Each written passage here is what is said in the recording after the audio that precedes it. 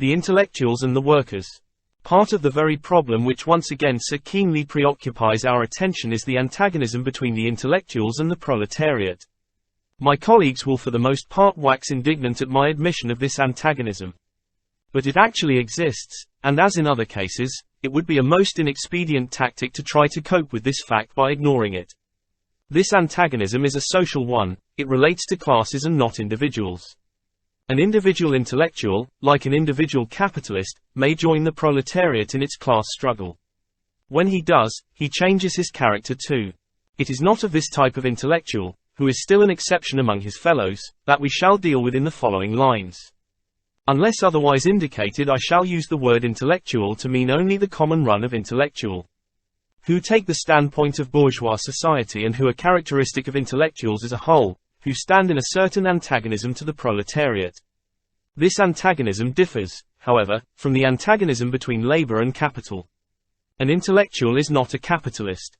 True, his standard of life is bourgeois and he must maintain it if he is not to become a pauper, but at the same time he has to sell the product of his labor, and frequently his labor power, and he is himself often enough exploited and humiliated by the capitalists.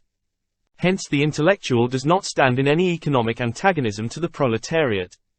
But his status of life and his conditions of labor are not proletarian, and this gives rise to a certain antagonism in sentiments and ideas. As an isolated individual, the proletarian is a non-entity. His strength, his progress, his hopes and expectations are entirely derived from organization, from systematic action in conjunction with his fellows. He feels himself big and strong when he is part of a big and strong organism. The organism is the main thing for him. The individual by comparison means very little.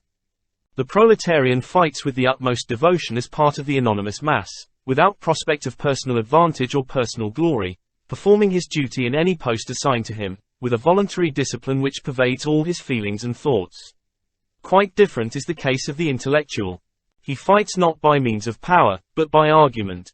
His weapons are his personal knowledge, his personal ability and his personal convictions. He can attain a position only through his personal abilities. Hence the freest play for these seems to him the prime condition for success. It is only with difficulty that he submits to serving as a part which is subordinate to the whole, and then only from necessity, not from inclination. He recognizes the need of discipline only for the masses, not for the select few.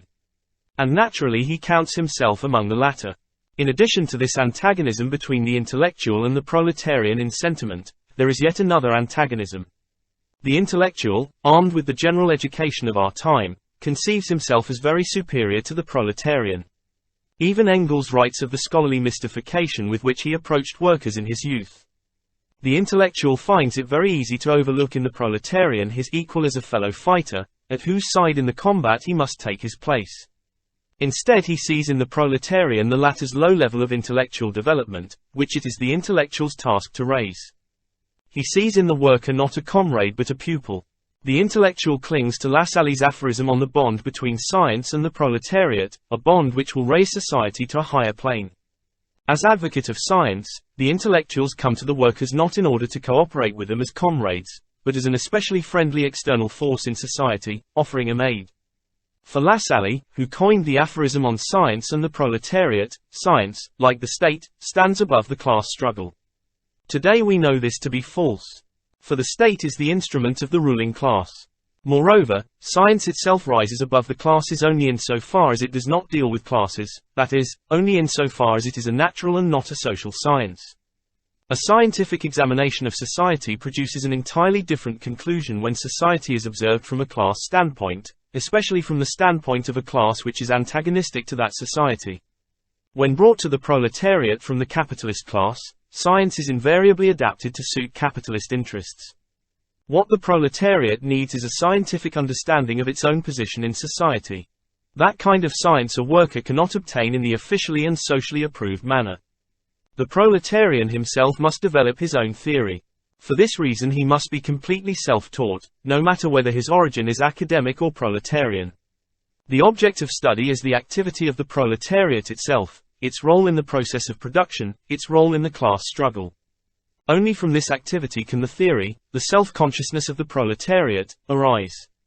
The alliance of science with labor and its goal of saving humanity, must therefore be understood not in the sense which the academicians transmit to the people the knowledge which they gain in the bourgeois classroom, but rather in this sense that every one of our co-fighters, academicians and proletarians alike, who are capable of participating in proletarian activity, utilize the common struggle or at least investigate it, in order to draw new scientific knowledge which can in turn be fruitful for further proletarian activity.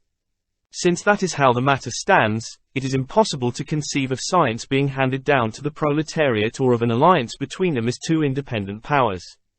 That science, which can contribute to the emancipation of the proletariat, can be developed only by the proletariat and through it. What the liberals bring over from the bourgeois scientific circles cannot serve to expedite the struggle for emancipation, but often only to retard it. The remarks which follow are by way of digression from our main theme.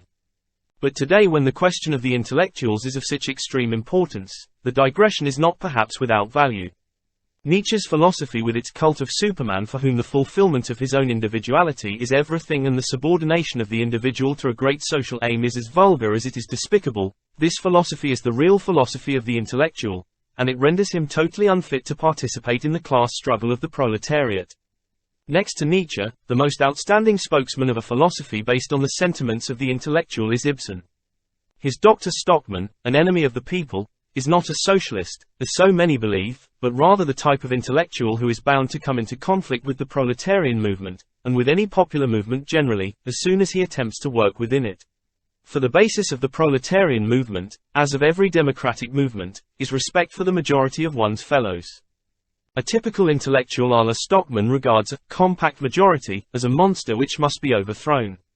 From the difference in sentiment between the proletarian and the intellectual, which we have noted above, a conflict can easily arise between the intellectual and the party when the intellectual joins it. That holds equally even if his joining the party does not give rise to any economic difficulties for the intellectual, and even though his theoretical understanding of the movement may be adequate.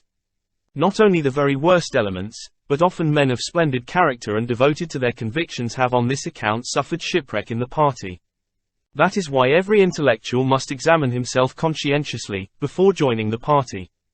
And that is why the party must examine him to see whether he can integrate himself in the class struggle of the proletariat, and become immersed in it as a simple soldier, without feeling coerced or oppressed. Whoever is capable of this can contribute valuable services to the proletariat according to his talents, and gain great satisfaction from his party activity. Whoever is incapable can expect great friction, disappointment, conflicts, which are of advantage neither to him nor to the party. An ideal example of an intellectual who thoroughly assimilated the sentiments of a proletarian, and who, although a brilliant writer, quite lost the specific manner of an intellectual, who marched cheerfully with the rank and file, who worked in any post assigned to him, who devoted himself wholeheartedly to our great cause, and despised the feeble whinings about the suppression of one's individuality, as individuals trained in the philosophy of Nietzsche and Ibsen are prone to do whenever they happen to be in a minority. That ideal example of the intellectual whom the socialist movement needs, was Wilhelm Liebknecht. We might also mention Marx, who never forced himself to the forefront, and whose hearty discipline in the International, where he often found himself in the minority, was exemplary.